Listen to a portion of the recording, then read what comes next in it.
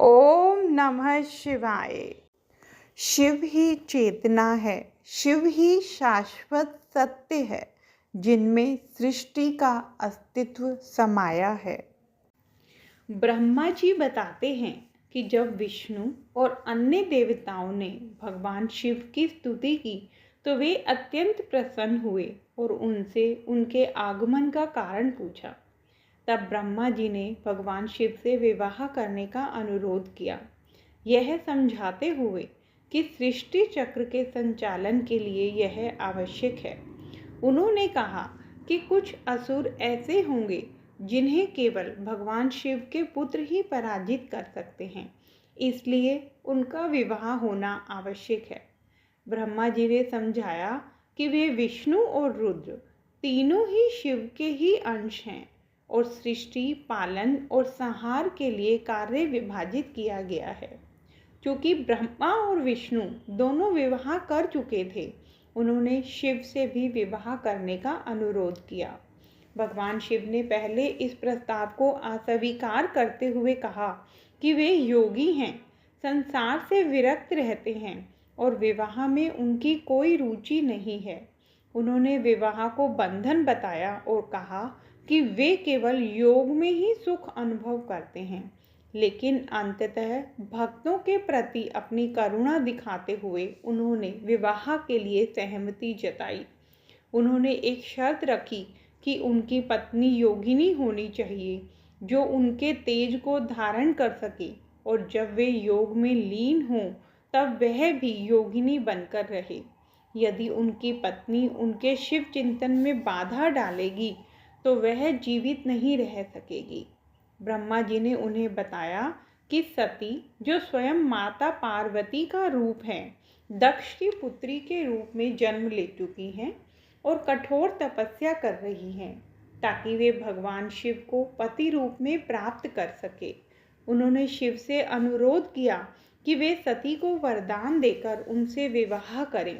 भगवान विष्णु ने भी इस प्रस्ताव का समर्थन किया और अंत में भगवान शिव ने सहमति दे दी। प्रसन्न होकर ब्रह्मा और विष्णु देवताओं और ऋषियों सहित अपने स्थान को लौट आए। मुख्य संदेश: सृष्टि के संतुलन और असुरों के विनाश के लिए भगवान शिव का विवाह आवश्यक था। शिव ने योग और वैराग्य को प्राथमिकता दी, लेकिन भक्तों की प्रार्थना को स्वीकार कर विवाह के लिए सहमत हुए।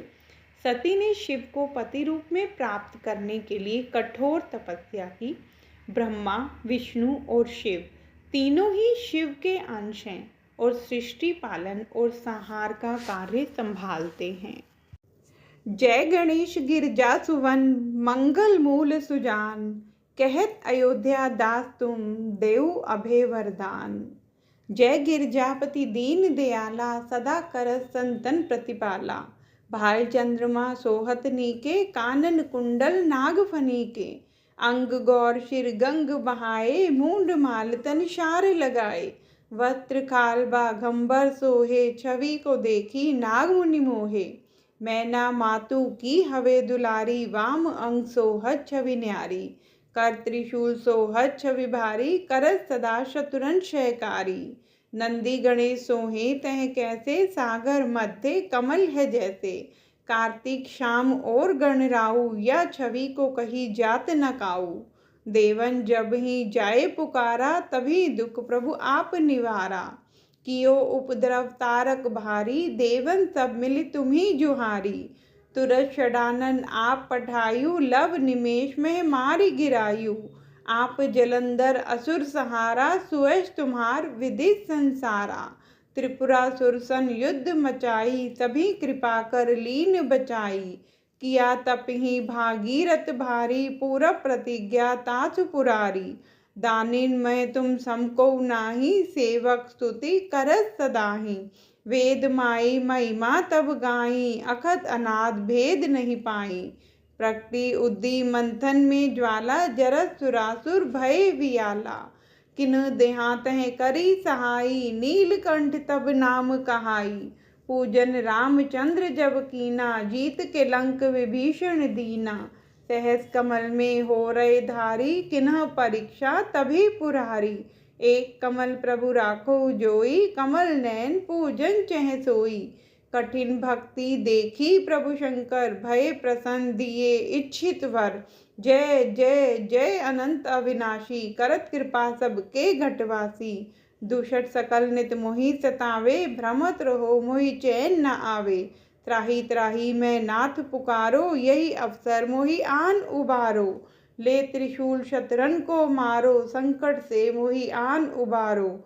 मात पिता भ्राता सब होई, संकट में पूछत नहीं कोई। स्वामी एक है आस तुम्हारी, आए हरू मम संकट भारी।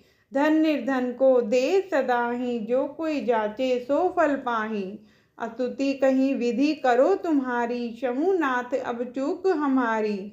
शंकर हो संकट के नाशन, मंगल कारण विघ्न विनाशन। योगी यति मुनि ध्यान लगावे, नारद शारद शीश नवावे। नमो नमो जय नमः शिवाय, सुर ब्रह्मादिक पार न पाए। जो यह पाठ करे मन लाई, तापर होत है शंभु सहाय।